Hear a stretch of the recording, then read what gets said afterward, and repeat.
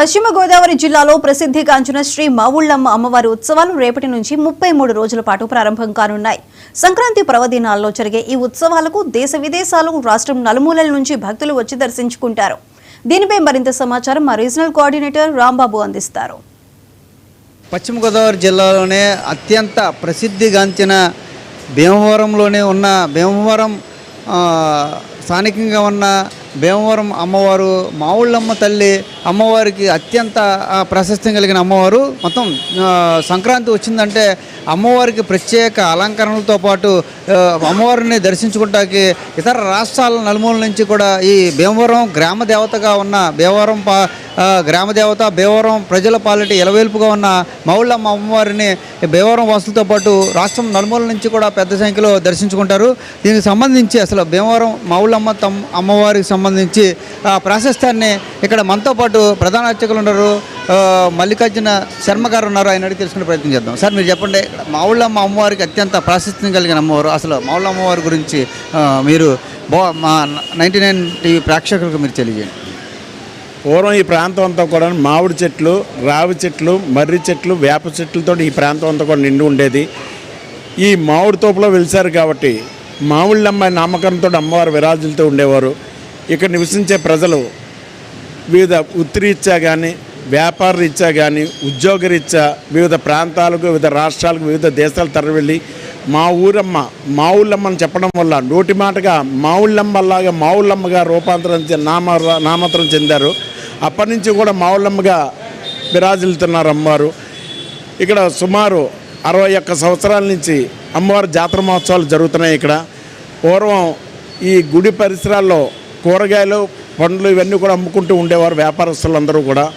వాళ్ళు వివిధ వ్యాపారాలు లాభాలు రావడం వల్ల మన అమ్మవారి దయ వల్ల మన వ్యాపారాల్లో బాగా లాభాలు వస్తున్నాయి. అమ్మవారికి మనం ఏదో జాతర మహోత్సవం చేయాలని నిర్ణయించుకున్నప్పుడు ప్రతి చోట కూడా ప్రతి గ్రామ దేవతకి జ్యేష్ఠ మాసంలో ఉత్సవాలు జరుగుతూ ఉంటాయి. కానీ ఈ అమ్మవారికి విభిన్నంగా మనం చేయాలని చెప్పని జనవరి నెలలో చేస్తే బాగుంటుందని చెప్పి నిర్ణయించుకుని అప్పటి నుంచి కూడా 60 సంవత్సరాల నుంచి అమ్మవారికి జనవరి నెలలో ఏ కోరిక కోరినా కూడా అమ్మవారు నెరవేరుస్తూ ఉంటారు. వ్యాపారాల్లో కానీ, వ్యవసాయంలో కానీ, ఉద్యోగంలో కానీ, అలాగే సంతానం లేని వారు సంతానం కలిగితే అమ్మవారి మగపిల్ల పడితే మావుళ్ళయ్యని, ఆడపిల్ల పడితే మావుళ్ళమ్మని పెట్టుకుంటూ ఉంటారు. అలా కళ్యాణం ఉన్నవారికి కళ్యాణం జరిగితే అమ్మవారికి ఇక్కడే మన కళావేదిక మీద కూడా కళ్యాణాలు చాలా జరిపించుకుంటూ ఉంటారు. వ్యాపారాలు లాభాలు వచ్చినప్పుడు అమ్మవారికి ఇంతని వాళ్ళు పక్కన పెట్టుకుని అది నిన్నే కాసు కానీ అరకాసు కానీ బంగారాలు ఇవ్వటం మొదలుపెట్టారు. అప్పటి నుంచి సుమారు ఇప్పుడు అమ్మవారు ఒంటి మీద 51 కేజీల బంగారంతో అమ్మవారు విరాజిల్లుతున్నారు. అలాగే 180 కేజీలు వెండి ఉంది. కాబట్టి అమ్మవారిని మనం ఏ కోరిక కోరినా కూడా నెరవేరుస్తూ ఉంటారు. కాబట్టి మన కోరికలు తీర్చే కల్పవల్లిగా అమ్మవారు విరాజిల్లుతున్నారు. అటువంటి అమ్మవారిని దర్శించుకుని అమ్మవారి యొక్క కృపకి పాత్రలుగా కోరుతున్నాం. జై మావుళ్ళమ్మ తల్లికి జై. ఇక్కడ మన ఆలయ ఈవో గారు ఉన్నారు, ఆయన అడిగి తెలుసుకునే ప్రయత్నం చేద్దాం. సార్, మీరు చెప్పండి, అమ్మవారు దాదాపుగా 50 కేజీల బంగారంతో 180 కేజీల వెండి ఆభరణాలతో అమ్మవారు విరాజిల్లుతున్నారు. భక్తులు కానుకలు కూడా పెరుగుతున్నాయి. అసలు ఉత్సవాలు ఎప్పుడు ప్రారంభమవుతాయి, ఎప్పుడు ముగుస్తాయి? ఈ ఉత్సవాల యొక్క ప్రాధాన్యత ఏంటి? ఎటువంటి ఏర్పాట్లు చేస్తున్నారు? జై శ్రీ మావుళ్ళమ్మ.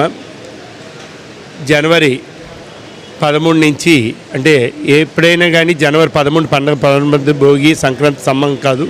జనవరి 13 పండుగ స్టార్ట్ అయ్యి ఫిబ్రవరి 2వ శుక్రవారం మహా అన్నదానంతో, అన్నప్రసాదోత్సవంతో, అన్న సంతర్పణతో ఈ ఉత్సవాలు ముగుస్తాయి.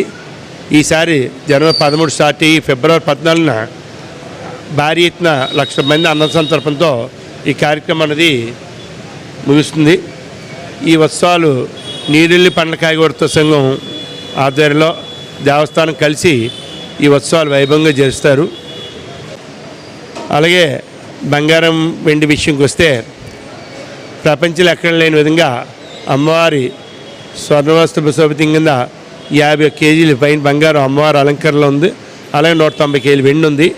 అలాగే భక్తులు వాళ్ళ కోరికలతో సమర్పించిన సుమారు 23 కేజీలు బంగారం, 180 కేజీలు వెండి దేవస్థాన కార్యాలయంలో భద్రపరుచుంది. ఇంకో 10 కేజీలతో బంగారం మొత్తం స్వర్ణవస్త్ర శోభితం పూర్తి చేయాలని గౌరవ శాసనసభ్యులు వారు సంకల్పించి అందు తగ్గ ఏర్పాట్లు ఇవి చేయడం జరుగుతుంది.